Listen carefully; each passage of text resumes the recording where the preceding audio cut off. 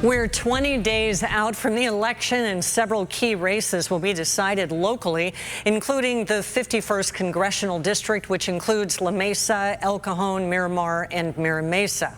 Reporter Perla Shaheen sat down with incumbent Congresswoman Sarah Jacobs and her challenger, the mayor of El Cajon, Bill Wells, to discuss a number of important issues. Today, here are both of their stances on abortion. Do you agree with California policy on abortion? The Supreme Court has decided that it's up to the states.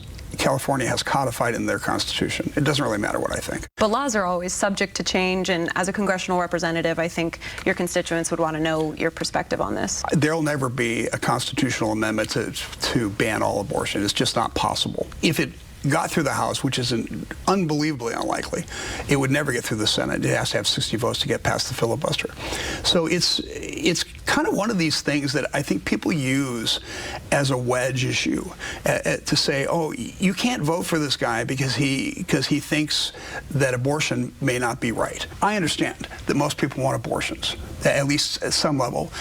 If you ask me what was a more likely scenario, is that America will come to some kind of the same conclusion that places like France and Spain and Italy and Germany have come, which is a limit on the number of weeks, which probably falls somewhere in the 12 to 14 week limit. You're on the Congressional Pro-Choice Caucus and have expressed your support for California's abortion laws.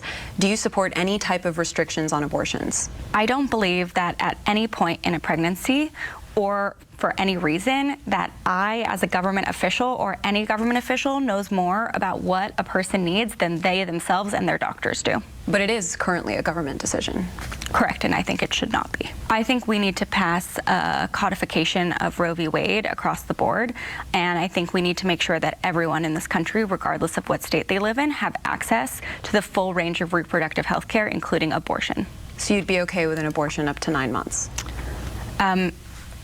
I think that's a bit of a false narrative, because when you're talking about abortion care needs in those later months, it's because of a medical issue, either of the fetus or of the mother. And at no point do I think a one-size-fits-all ban or the government should be making that decision when it should be between a person and their doctor.